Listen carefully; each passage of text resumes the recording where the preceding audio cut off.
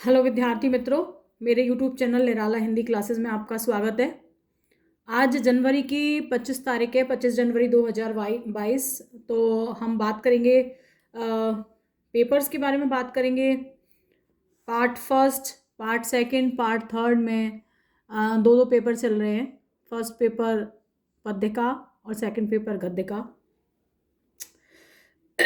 तो उन्हीं के बारे में बात करेंगे। गद्य क्या है, पद्य क्या है, साहित्य क्या है, किन किन तत्वों से साहित्य जो है बनता है, किन किन तत्वों की आवश्यकता होती है, इन सब पर विचार करेंगे। तो सबसे पहले देख लेते हैं साहित्य शब्द जो है उसकी व्युत्पत्ति किस प्रकार से हुई। साहित्य में आप देख सकते हैं सा जो है ये उपसर्ग है साहित्य में, और हित जो शब्द है वो मूल शब्द है, और यत प्रत्यय है इसमें। इनसे मिलकर के बनाए साहित्य। इसका अर्थ है जो साहित्य का भाव लेकर चले वही क्या कहलाता है, साहित्य का भाव लेकर चले वही क्या कहलाता है, साहित्य कहलाता है।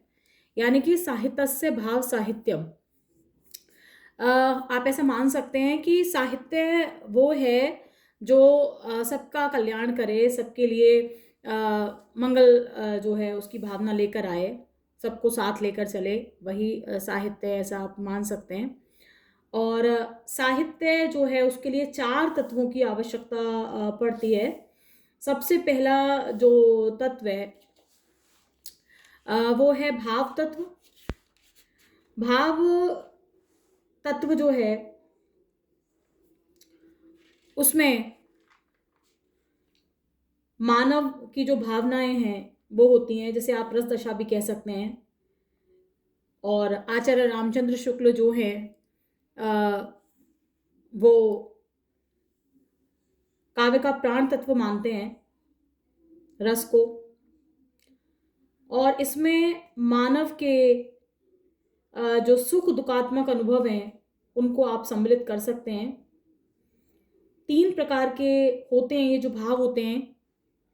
इन्हें क्रमशः इंद्रिय जनित भाव, प्रज्ञात्मक भाव, गुणात्मक भाव के नाम से जाना जाता है। इसके बाद यदि दूसरी बात करें तो दूसरे तत्व की बात करें तो वो कल्पना तत्व है। कल्पना के बिना भी जो साहित्य है उसकी कल्पना जो है करना संभव नहीं है। तो दो प्रकार की कल्पनाएं होती हैं, एक प्राथमिक कल्पना होती है और एक द्वितीयक कल्पना होती है।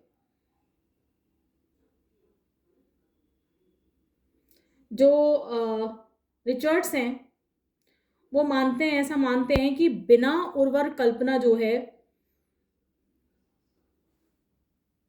उसके आधार के बिना कोई भी साहित्य जो है उसको जो है बनाया नहीं जा सकता, लिखा नहीं जा सकता। बिना उर्वर कल्पना आधार के कोई साहित्य हो ही नहीं सकता, ऐसा कौन मानता है? रिचर्ड्स ऐसा मानते हैं। अगली बात करते हैं, अगले तत्व की बात करते हैं। अगला तत्व है बुद्धि तत्व। बुद्धि तत्व का मतलब आप उसे विचार तत्व भी कह सकते हैं। जब कोई साहित्यकार साहित्य की किसी भी विधा में कुछ लिखना शुरू करता है तब वह विचारशील बनता है सर्वप्रथम। उसके बाद साहित्य का सृजन होता है। इस संबंध में जो कार्कलाइन है वो ऐसा कहते हैं कि बुद्धि की कोख से ही महान भावनाएं जन्म लेती हैं। कार्कलाइन का ऐसा मानना है, बुद्धि की कोख से ही महान भावनाएं जन्म लेती हैं, ऐसा मानते हैं कार्कलाइन। और अगला और आखिरी तत्व जो है, अंतिम उपादान जो है वो शैली तत्व है। जो भाव व्यंजना का माध्यम होता है शैली के द्वारा ही संप्रेषित किया जाता है। अंग्रेजी में आप इसे स्टाइल के नाम से भी जानते हैं। तो इसको बोलते हैं शैली।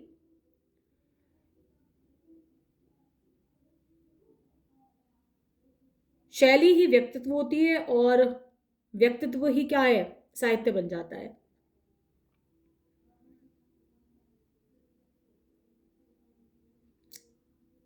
तो इसी को क्या बोलते हैं, शैली बोलते हैं। इन 4 तत्वों के बिना जो साहित्य है उसकी कल्पना करना संभव नहीं है। इसके बाद बात करते हैं काव्य रूपों की। कौन कौन से काव्य रूप है? तो एक गद्य है और दूसरा कौन सा है? पद्य है। आप देख सकते हैं गद्य पद्य 2 रूप है।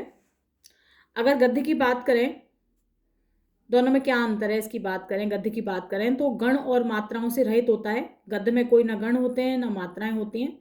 उसकी तुलना में जो पद्य होता है उसमें गण और मात्रा दोनों होती हैं, तो वो गण और मात्रा सहित होता है। उसके बाद दूसरी बात करें, दूसरी अंतर की बात करें तो जो गद्य है उसमें लय नहीं होती है, लय रहित होता है वो। जबकि पद्य उसमें लय होती है, वो लय सहित होता है। गद्य जो है उसमें संगीत का अभाव होता है, लेकिन पद्य में संगीतात्मकता देखी जा सकती है। तो इस तरह से जो साहित्य है उस पर एक बार हमने विचार कर लिया। 2 रूप साहित्य के देखने मिलते हैं, गद्य और पद्य देखने के लिए मिलते हैं। आशा है ये जानकारी आपके लिए उपयोगी होगी। ये न केवल बीए पार्ट फर्स्ट के लिए अपितु एमए प्रीवियस में एक पेपर लगा हुआ है हिंदी साहित्य का इतिहास नहीं, भारतीय और पाश्चात्य काव्य शास्त्र, तो उसके लिए भी बेहद आवश्यक है। आशा है आपको पसंद आएगा, और पसंद आए आपको तो प्लीज़ लाइक, सब्सक्राइब, शेयर करना ना भूलें चैनल को। नमस्कार।